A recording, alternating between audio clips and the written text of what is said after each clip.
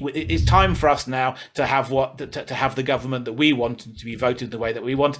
And actually, we're going to go to the streets and we're going to make sure that's going to happen. And I think it's going to be a very, very interesting year. We absolutely are going to light those matches, and we're going to start this change. It's going to be a big year, but ultimately, it comes down to the people. It always comes down to the people. If people want Cape independence, then at some point they're going to have to get behind it. So the question should not be for a free-thinking person, what is a president going to say tomorrow?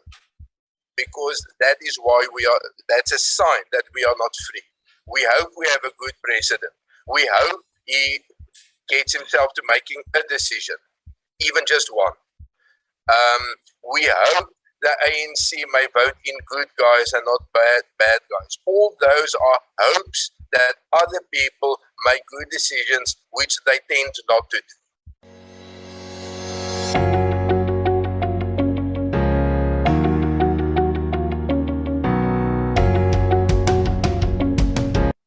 Hello, my name is Donald, and welcome to the #1 media company, WorldView. At WorldView, we explore everyone's perspectives on all things that can broaden our worldview. Today, we're going to chat about Cape independence and the Freedom Front Plus's role in it. We are joined by Phil Craig from the Cape Independence Advocacy Group, who wants to reclaim the Western Cape for Her Majesty the Queen, and Dr. Wynand Boshoff, an MP for the Freedom Front Plus. So Phil, let's start with you. Was the local election result a success for Cape independence? Because I know Professor Peter Vos tweeted that Cape Independence Party got only 0.5% of the votes, which is a rejection of Cape independence. But we both know that it's much more complicated than that.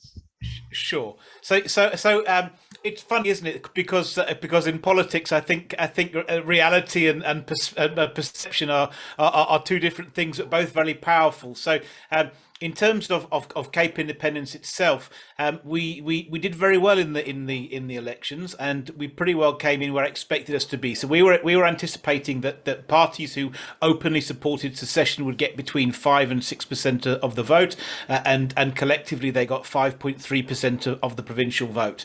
But that, of course, was split between the three parties that all had Cape independence in their manifestos, which was the Freedom Front, the Cape Coloured Congress, and the Cape Independence Party.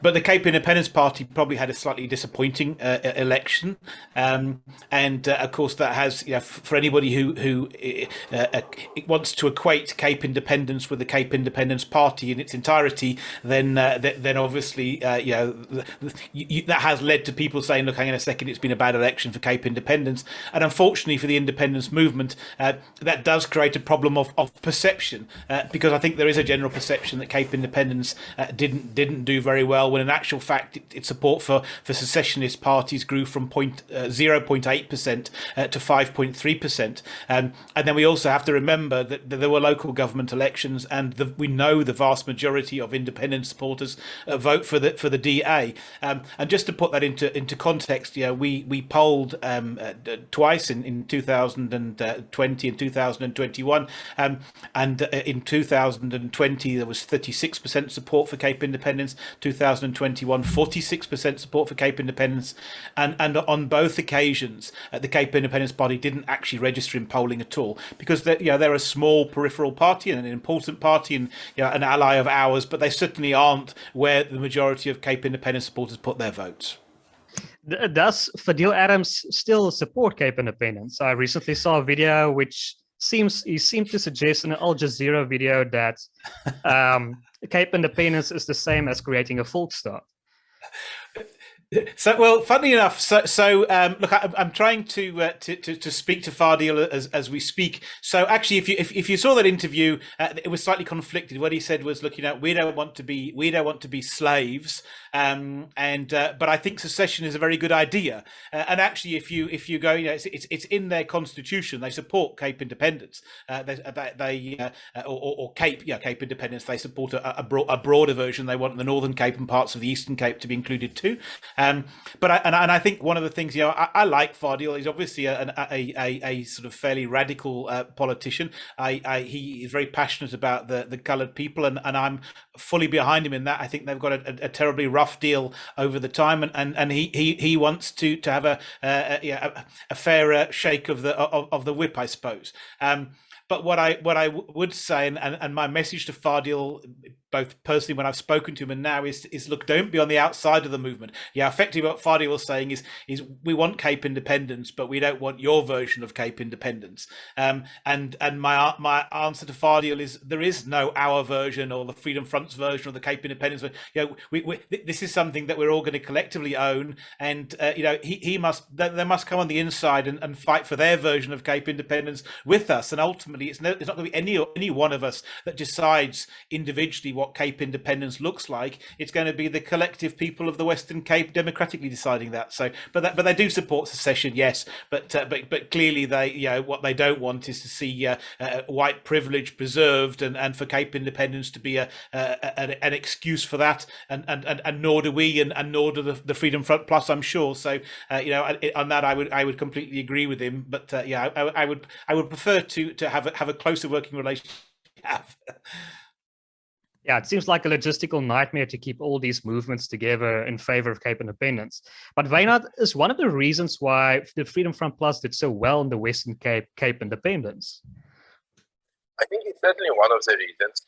The whole South African dispensation is a federation with a unitary nature, or the other way around, just the way you want to see it, because there are federal characteristics in the constitution, but that has not came into reality because we have a centralized governing party wanting to, keep everything under the central government's control.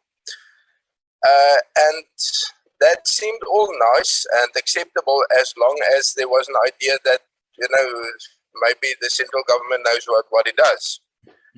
The more that unravels, the more federal kind of thinking will gain ground. And that is what had happened in the 2021 elections, even before that in the 2019 elections, that parties with a local emphasis and with an emphasis on community rights did better than before. We have with the ANC and with the DA and the EFF, the three major parties, the three parties getting more than 10%. They have a very strong national perspective, and they take the unitary state of South Africa as a given, and then they work from that.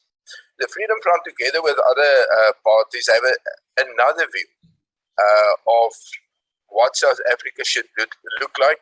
It's always funny to think that South Africa is just a little bit more than 110 years old. I mean, we view it as if it has been called into being with the creation. And on the 8th day, the Lord said, there shall be South Africa. And we seem not to be able to think ourselves out of this colonial South Africa. If I say we, I mean the broad South African population.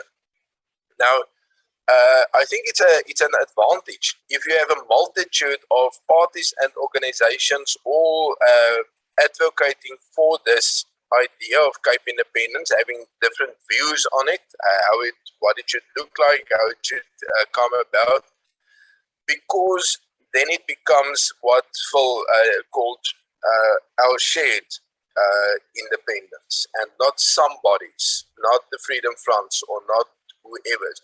Now, I think I like to start the discussion with referring to an independent Cape, and then I like to let that evolve into a federal Cape, because very easily one can see an independent Cape as just a mirror image or a smaller model of the present South Africa. So we have a centralized South Africa, and then we will just have half that size, a centralized Cape. But if we approach that in a very fundamental federal way, to say, doesn't even need to be symmetrical. In the Cape Metropole, we have a strong independent city. Of course, not sovereign independency like, say, the Vatican or something like that, but the Cape Town has a nature of its own, which is distinctly different from the Boland or the Klein Karoo or the Makwaland or other areas. We are also part of the Cape thinkers. We think that the Northern Cape, or the largest part of the Northern Cape, should constitute a part of an independent Cape. But that will all depend on the question whether there will be support for that. We can sit around saying this should be included, that should be excluded. It's to be decided by the people in the different areas. I think the problems in South Africa, or the problem with South Africa, hasn't reached such a stage that independence is the first thing in people's minds. And that's why a single issue party like the Cape Independence Party got limited support. Even the Freedom Front got limited support because the Freedom Front is viewed as a little bit of a single issue party. While, let's say, a lot of their voters have a single issue, and that is to beat the ANC. Well, let's take it from there. I don't want to keep on rambling on. I mean, this might be a bit off topic, but did you recently challenge Dr. Groenewald in a leadership election? Because it seems like only RSG picked it up. Rapport also did. Oh. Let's say it was more like a message to the inside rather than a message to the outside. So I wouldn't like to discuss it in too much detail, but that happened. Phil, it's also true that I think with your help that a lot of people supported the DA because of their pledge to support a referendum. So there's also support for Cape independence amongst DA voters. Well, look, we know from... Go on, sorry? Sorry, Phil, go on, sorry. No, fine.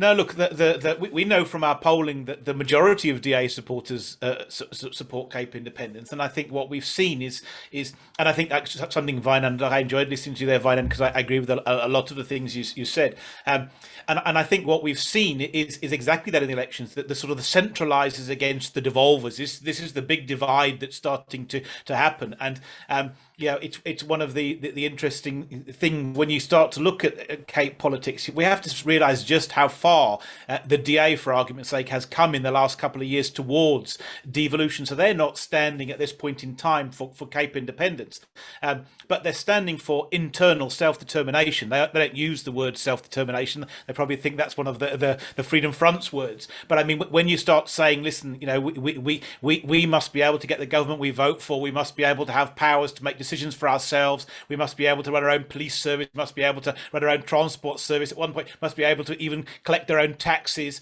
Then you're talking about self-determination. You might not be talking about cultural self-determination. You're talking about territorial self-determination. But actually, so at this point in time, you've got a DA that is firmly supporting self-determination, internal self-determination. The only difference is we're supporting external self-determination, and actually, so it's quite logical that we kind of think of these things as in very clear, crisp boxes, but they're not. It's a movement. We're all sick and tired of this central government that's dominating the country, which in the Western Cape we haven't voted for, we didn't elect, we don't support. Its conduct is totally appalling, and actually at this point in time, yes, we've got differences about how that solution is, but fundamentally you've got this big mass of people that are wanting to take control of their own lives, and from our point of view as an organisation, we try to work closely with all of the political parties, and that certainly includes the DA, because they're a critical part of the solution, and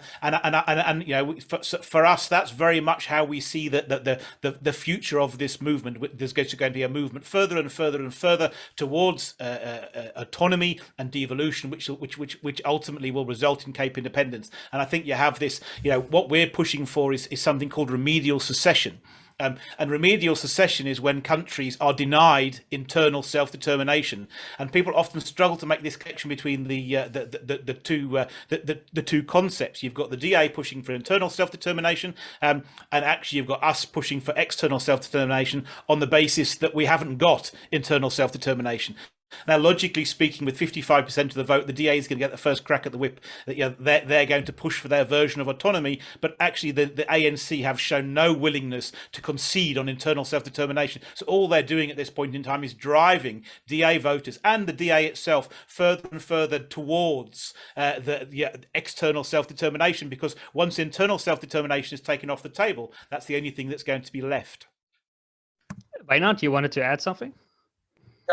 No, I think it's exactly true. The way to preserve national unity is to grant internal self-determination.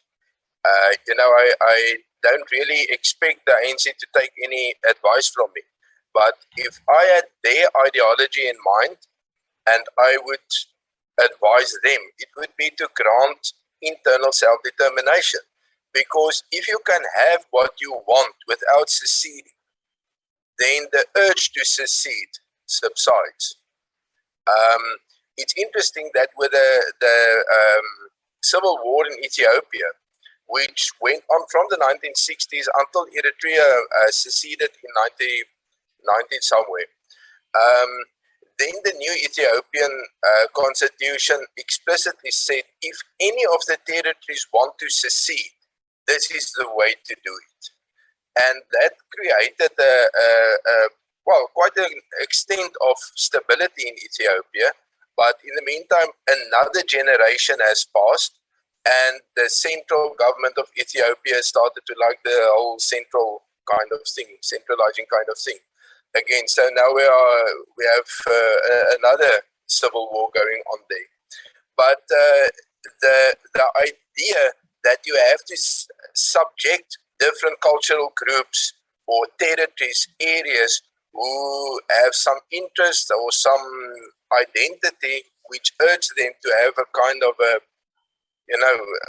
autonomy, but you deny that, then you drive it towards secession.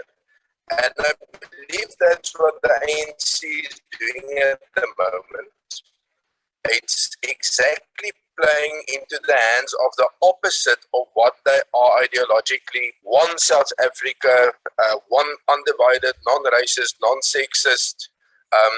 Like the one guy of the ANC when we were students accidentally said non-sexual South Africa. That is, they work towards the opposite. What they are doing at the moment. And I wonder whether this past election of 2021 won't make a big difference on how the ANC thinks about it, because if they want to govern the economic heartland of South Africa, which is Gauteng, actually you could say the rest of South Africa is a colony of Gauteng, or colonies of Gauteng. If they want to keep on governing that, now they need some way to overflow the opposition votes in Gauteng, going to either the DA or Action SA or whoever. So Mpumalanga and Limpopo and Northwest could maybe do that if they could cut off the Cape part where they have a minority of the votes. So suddenly practical concerns may become a little bit more important than this ideological resoluteness to keep South Africa as a whole. The problem for us as a Freedom Front is that the majority of our voters are actually in the northern provinces. And there needs to be a way in which an independent Cape is also to the advantage of those voters. Otherwise, the DA said that explicitly. No, we are not for an independent Cape because we want to support our supporters in the northern provinces too. Now, of course, the same is true for the Freedom Front.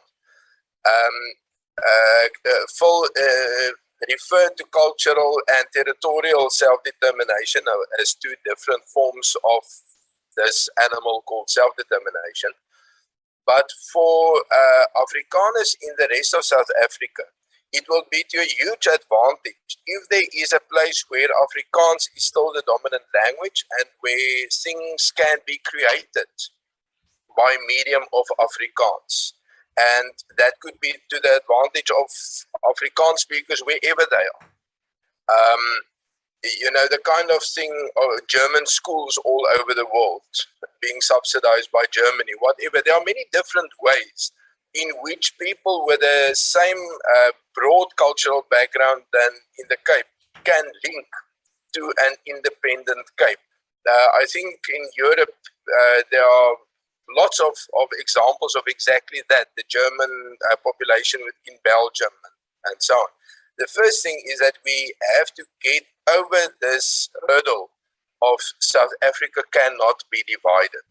The first thing people hear when they think of the division of South Africa is apartheid. Okay, so we are going with afzonderlike ontwikkeling, separate development, and you want to give everyone a homeland, and that has been thoroughly discredited internationally and internally in South Africa.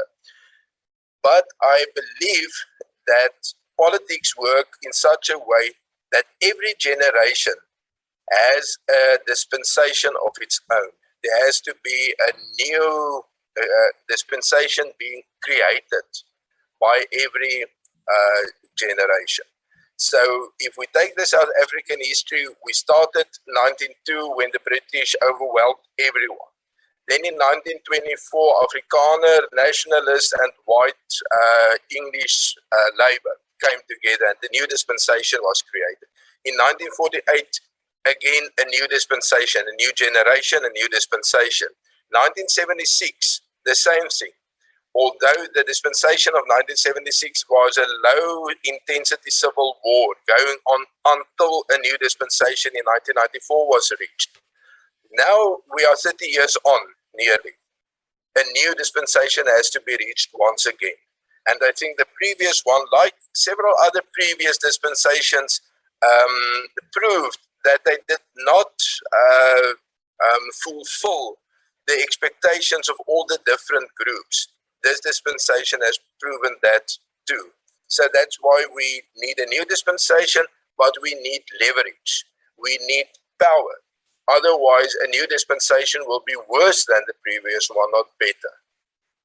Phil, Wynand raises a very good point where he says that, well, the DA likes to say that there's not as much support outside of the Western Cape for Cape independence. But I know you want to do a poll on this, and we have a suspicion that there might be as much or even more support outside of the Western Cape for Cape independence, because then those people can come here. I mean, there's a legitimate excuse to leave everything and come to the Western Cape. So what do you think of that? No, so look, yeah. So I think people just first of all have to understand what's the main driving force behind Cape independence, and it, you know, it's not about the physical territory; it's about the ideology. And the reason we start with the Western Cape in the first instance, although likewise we're quite flexible and would expect those borders probably to expand along democratic lines and at municipal levels, depending on how people wanted to be governed. It's this ideological difference, and you've got this. We've got 30 years of election results. We know it's a matter of empirical fact that the people in the Western Cape have a different ideology to the people in the rest of South Africa. I've previously, in the same way as we know that the north of Africa has a different way of thinking to sub-Saharan Africa. I've sometimes referred to the Western Cape as sub-Saharan Africa. It's an entity on its own that has a distinct ideology apart from South Africa, and that's what Cape independence is about. It's about recognizing that on one side of the border, the majority of people have one prevailing ideology, and on the other side of the border, we have completely different ideology. We've got different values. We want to be governed different ways, and we can see it. And we don't have to look at that along race or culture. We can just go and look and see what happened in election after election after election. It's a matter of fact. It's not a matter of thing. And therefore, what's in it for the rest of South Africa is people who are living in the rest of South Africa who are an ideological minority and are at risk of being completely drowned out ideologically by this dominant prevailing ideology, now have an ally where they're so what the I don't like the word homeland, but what the Western Cape will become is it will become the ideological homeland for people in the rest of South Africa who may not move to the Western Cape, but actually their ideology will now have a homeland, a base, a base of operations and an ally in South Africa. It may well be that somebody continues their business operations or into South Africa. We're all going to have people on both sides of the border, but we have this now ideological territory that preserves that let's call it a market orientated non-racial ideology in the Western Cape and whatever territory that subsequently becomes. So therefore I think there's a huge benefit, because it allows, and all of a sudden people who may still be in South Africa now have this ally, this absolute ally of people who have their ideology, who are not right next door, who ultimately are next door, are a country who have the ability to maintain and project power, and in an absolute worst case scenario, it's a place of refuge for if South Africa collapses. So I think there's everything to gain for the rest of South Africa. And actually, as an organisation, we found that some of our most fervent and strongest supporters, and certainly most of our donors, come from outside of the Western Cape, because I think in the Western Cape, the majority of citizens still have blinkers on. They still don't realise how bad it is in the rest of the country, because it's not quite that bad here yet. Whereas people living outside of the Western Cape have seen exactly what the future is going to look like. And and I've always think this bizarre. For me, it's always been bizarre to think, hey, look, you know what? If the ANC can be brought under 50%, salvation is near. I would much rather have the ANC had 51% of the vote than 49, because at 49 they're far, far more dangerous than they are at 51. What is the Cape Independence Advocacy Group trying to achieve with this lobbying for an end to BEE and the Western Cape? Well, what are we trying to achieve? What we're trying to achieve is we're trying to emphasise the difference in ideology, and actually we're trying to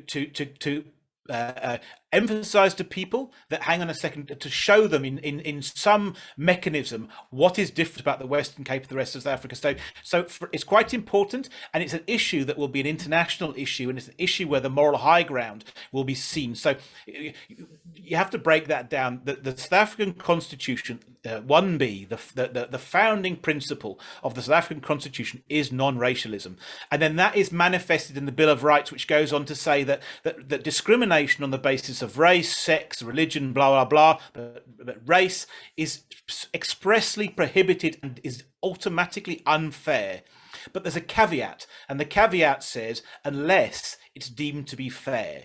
So what you end up is actually race-based legislation in South Africa is a caveat, it's an exclusion. And it's because the national government, with its transformational agenda, and I've got nothing against with genuine transformation, but we haven't got genuine transformation.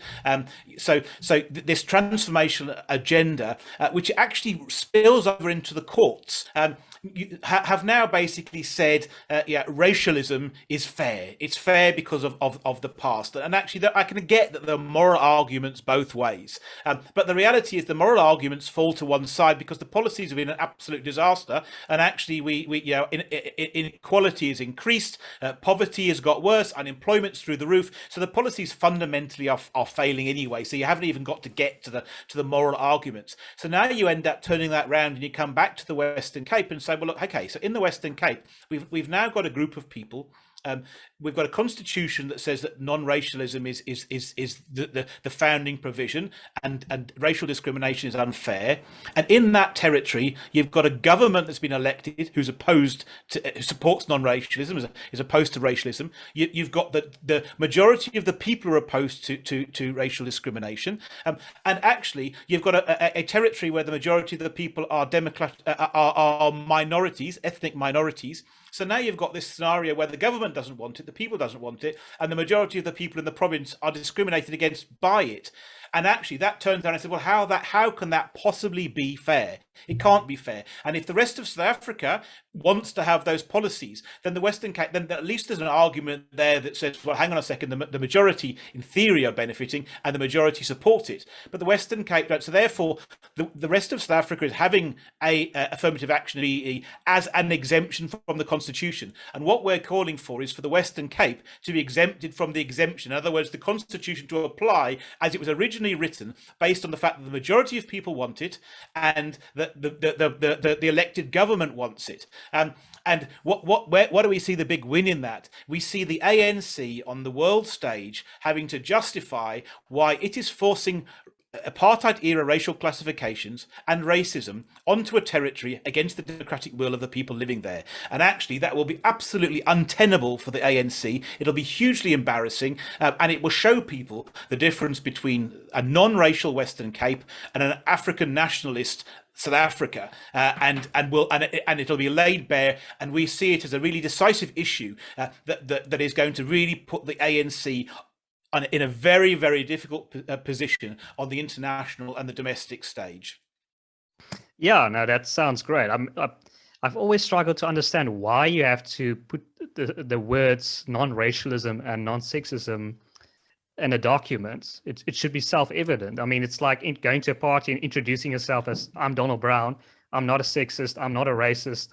I mean, what? Yeah, it's strange to me. But Wynand, I recently spoke to R.V. Johnson, and he recently wrote an article on the Freedom Front Plus, where he said that the Freedom Front Plus struggles to gain English-speaking South Africans because it's sort of seen like a rump of the National Party or the Conservative Party melded into one.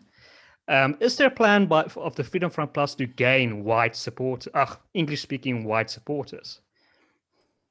That is part of the whole question in South Africa.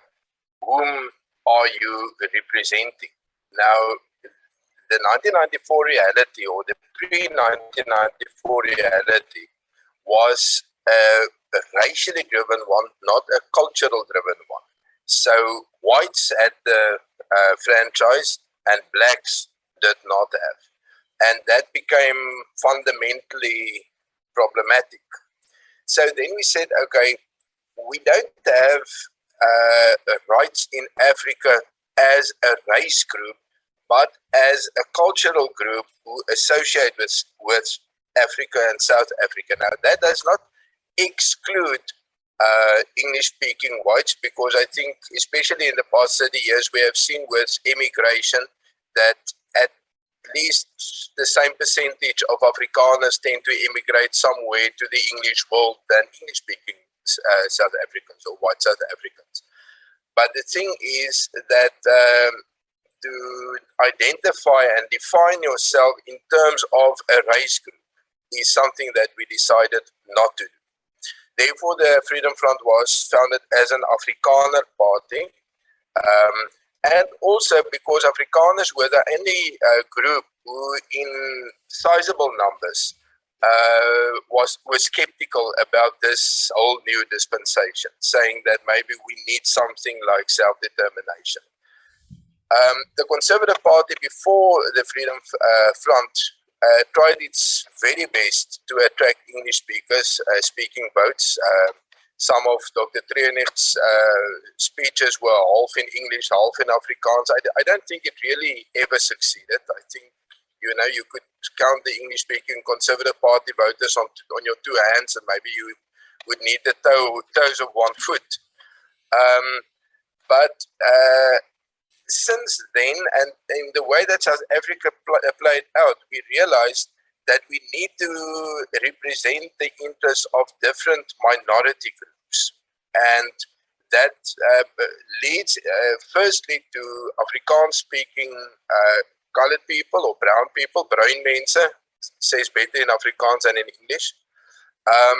And then, of course, also English South Africans, and it's interesting that many Portuguese voters turned towards the Freedom Front. We even have a Jewish branch in Johannesburg where minorities say, but they need a vehicle, a political vehicle to look after their interests. So it's a long way to say that we don't try to represent whites as a race group and saying, therefore, also English-speaking. We are representing minorities. But I think in a province like the Western Cape, you have a reality where the people who should be advantaged by transformation or black economic empowerment are not present in as a majority. So that makes it illogical to maintain those policies in the Western Cape. And then you get the kind of logic which Zwanele Manyi exhibited when he said there's an over-concentration of coloureds in the Western Cape. And then there's an under-concentration of coloureds in Limpopo. So what should we do?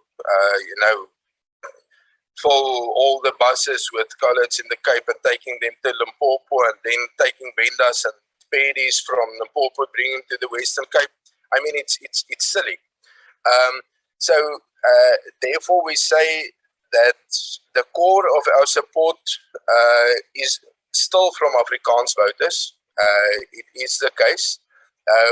We are reaching out to other minorities, and it all depends on whether we are perceived to be sincere, whether that outreach is going to be taken up.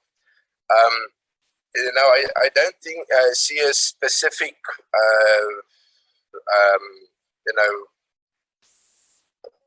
kind of a commandment that you first become legitimate once you also have English support. But let's say it like this: we as Afrikaners have a nasty way of looking very hostile towards other people. We have or not hostile, but at least not.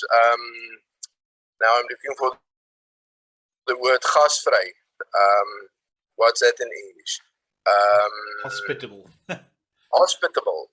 We are not perceived as a very hospitable nation, and that's a problem. That's why we actually tend to drive people away from us rather than endearing them to us. So, I think as a matter of fact, R.W. Johnson is exactly correct. We haven't attracted a large number of English-speaking votes.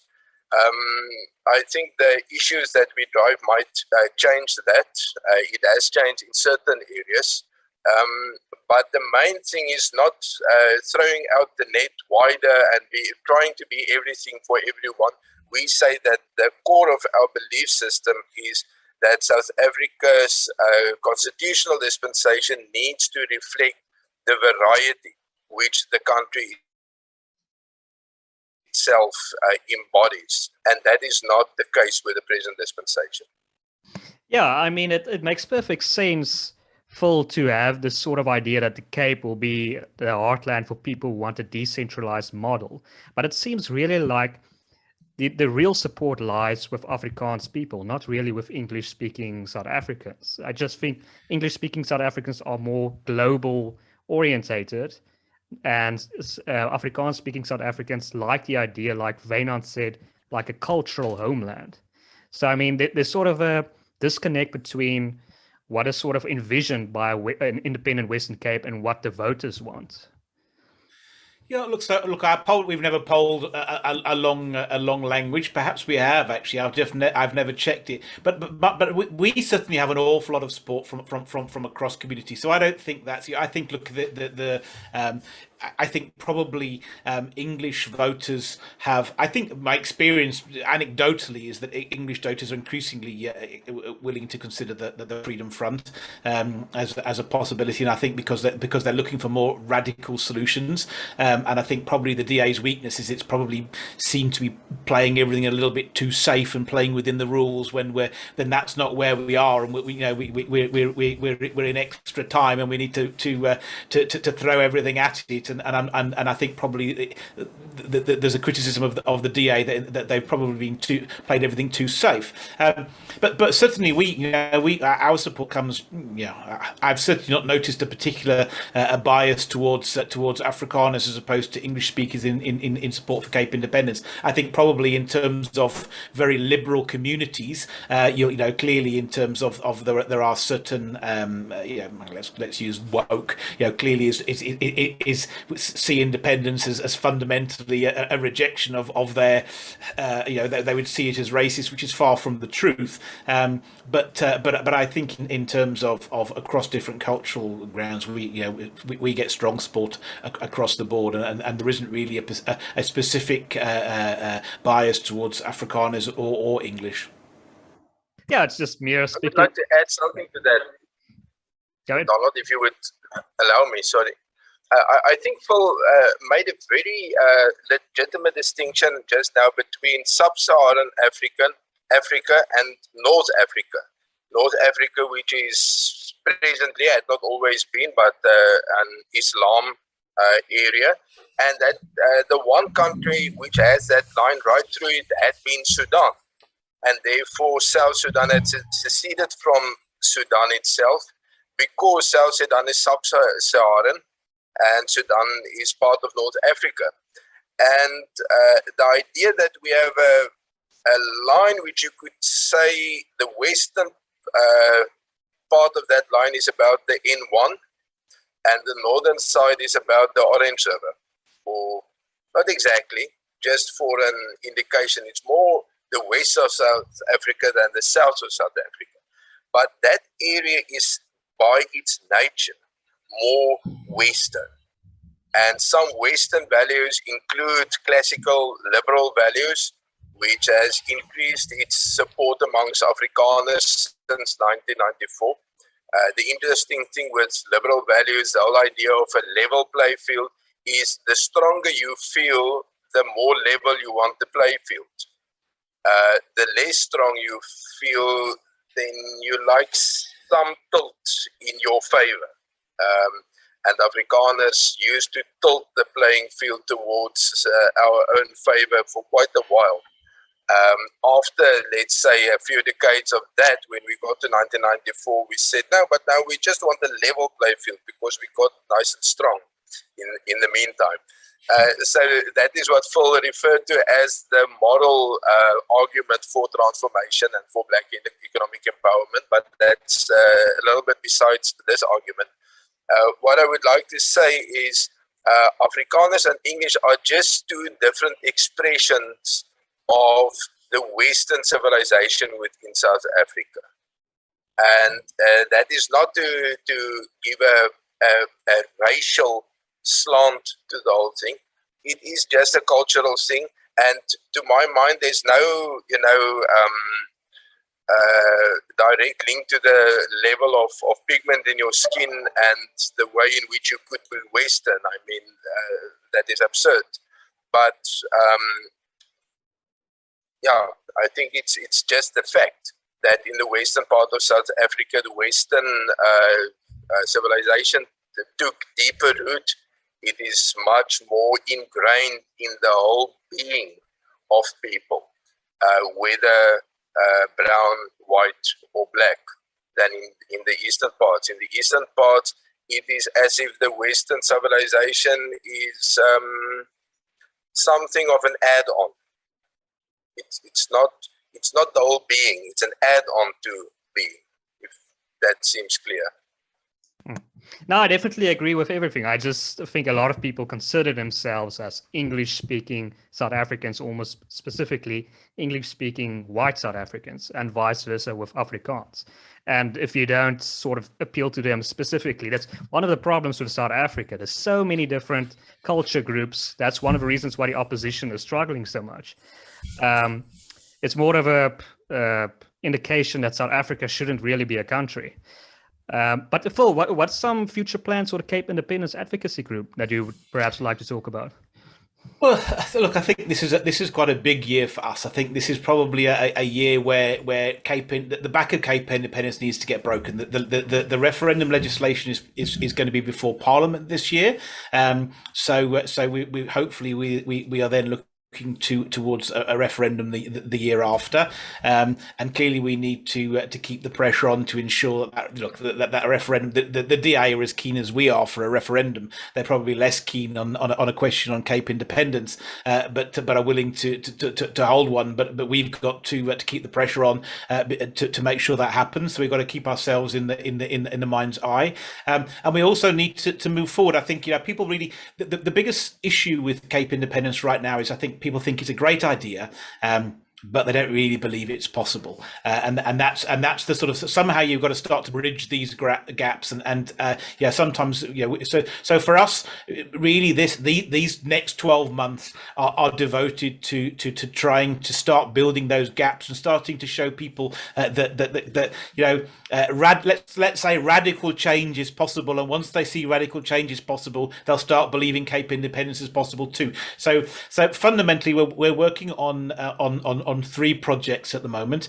We're going to hold another Independence March. Well, it'll be actually, it's going to be called a Free the Cape March on the 27th of April, Freedom Day, in Cape Town.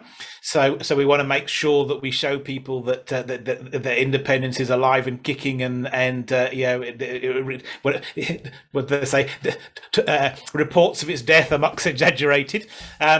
Then we've got this race-based legislation project that we're pushing really hard, because we see that as being actually, we see it as a gateway for other powers. We see, we don't think you're really going to get international support for who controls the police in Cape Town or who owns the railways, but we think race-based legislation has the potential to be a huge issue internationally, so we're going to push that for all we're worth. And then we're busy, and I think I can say this without going into too much detail.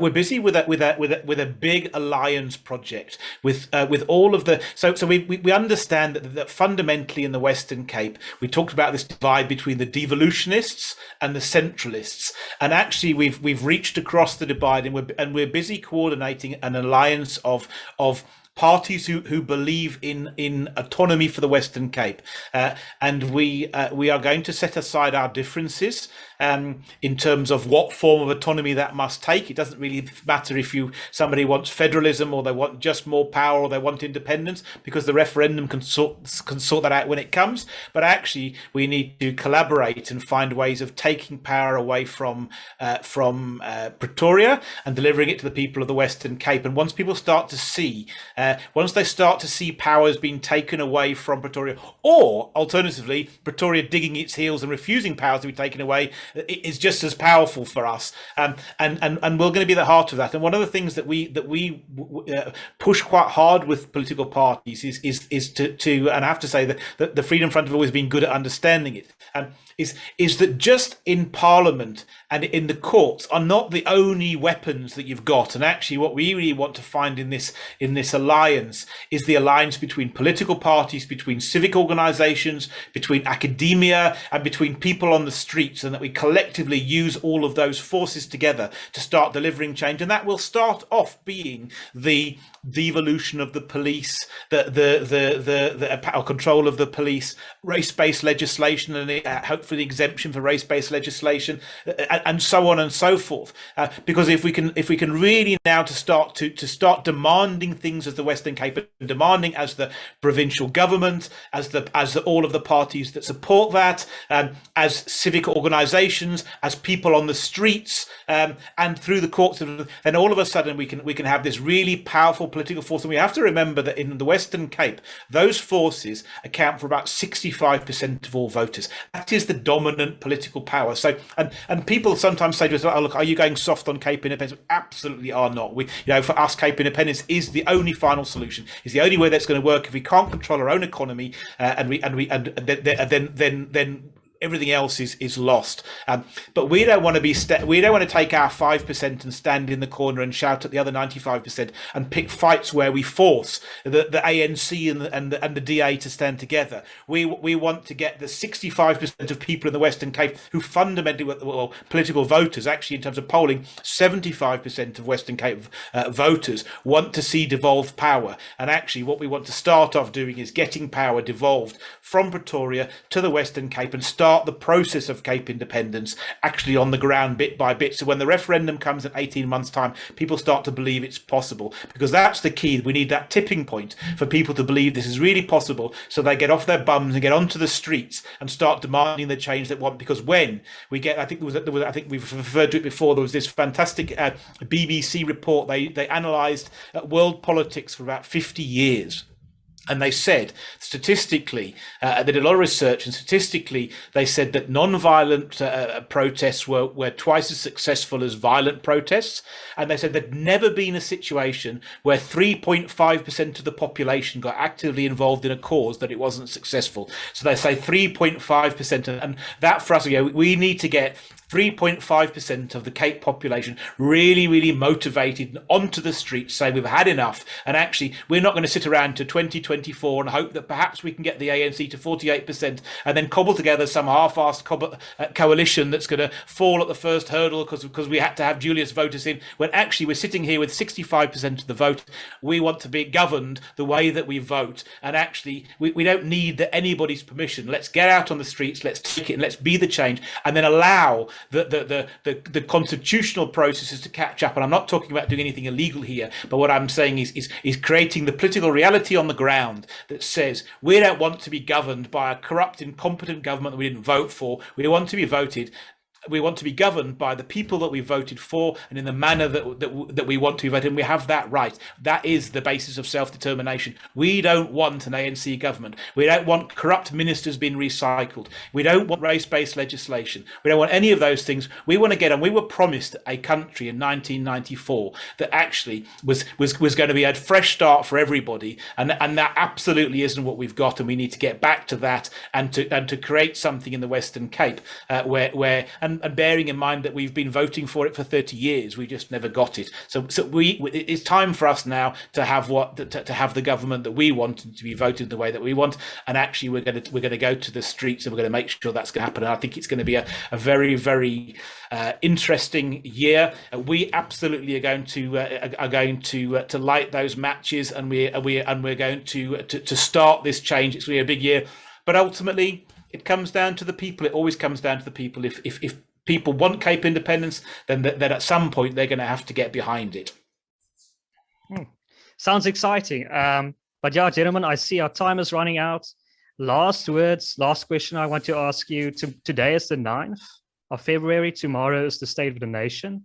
It's the State of the Nation, not the State of the Union. And it's going to happen unless they burn down the Cape City Council building as well. So what are your predictions? Because I think everything is going to change. I think Ramaphosa is going to reduce the cabinet to 15 ministers. He's going to privatize all state-owned institutions. He's going to decentralize the entire South Africa. That's all going to happen tomorrow. And I might be wrong. There's a chance I might be wrong. But what are your predictions, Wynand? Yeah, that would be nice. I wouldn't quite bet my life on your prediction. No, what I would like to say is the question is not whether the Cape can be free. The question is whether South African can keep its act together, and it can't. Yeah. It should be clear to any observer that South African can't remain together. And once you've realized that, then you can start saying, okay, so how are we going to give direction to the disentanglement of this geographical concoction, which is called South Africa? And then one would say, I don't want to take the responsibility for how people in KwaZulu-Natal approached this, or people in the Eastern Cape, or people in the Northern Provinces, all of them. But we know that in the Cape we have a cultural, geographical coherence going from the Orange River, or well, I would rather say from the Red River, but very few people really know where the Red River is. Southwards, the three western district municipalities of the Northern Cape, the Bokaroo, the Benede Oranje, Lower Orange, and Namakwa, together with the Western Cape, is a cultural and geographical coherent unit. And that should take up its freedom. It should take up its lot in its own hands, its destiny in its own hands. So when are you free? It is when you can make good decisions or bad decisions and then take the results for that. So the question should not be for a free-thinking person, what is a president going to say tomorrow? because that is why that's a sign that we are not free. We hope we have a good president. We hope he gets himself to making a decision, even just one. We hope the ANC may vote in good guys and not bad guys. All those are hopes that other people make good decisions, which they tend not to do. And we should say, okay, we are listening tomorrow to the State of the Nation in order to know how to direct our own action for our own destination, for our own free future. That's what we should do. Yeah, Phil, is everything going to change tomorrow, or is it going to be more of the same? Well, I think he's going to announce that the referendum legislation is going to be passed overnight, and he's going to promise the Western Cape a referendum on Cape independence and agree to be bound by the outcome. But I'm probably going to wake up surrounded by fairies. but that's something what I would love to hear tomorrow. But no, of course, we all know it's going to be more of the same. Thousands of excuses, a few promises, and then business as usual, or lack of business as usual. Anything you want to add before I conclude? Is that Full? Full, anything you want to add before we conclude? No. Look, thank you. It was. I enjoyed it as always. It was a real pleasure to meet you, Wynand. I've enjoyed the conversation immensely today, and yeah, it's good to hear other people's views, and it's nice that this political consensus is just more and more, crystallizing around this vision for the Cape. And yeah, it's exciting for us, and it's exciting for the people who live here. Yeah, okay. So, Wynand, if you want to add anything, I can. No, I would just like to thank you, Donald and Phil, for this very nice conversation. Sometimes one debates on this WorldView platform, and sometimes you don't debate, you encourage one another. I'm highly motivated by what Phil has to say and his approach. And I think that is exactly the multi-pronged approach from different parts of the community and different communities working towards the same goal. Some things can only happen outside assemblies, and some things can only happen inside assemblies, and therefore we need each other. And I'm really looking forward to the next year or two. Yeah. Well, thank you, gentlemen. This has been such an interesting and inspiring conversation. Thank you for your time. To our viewers, if you've made it this far, you must certainly enjoy the content. You know the mantra. Please like, subscribe, and share this video. My name is Donald, and you've been watching WorldView.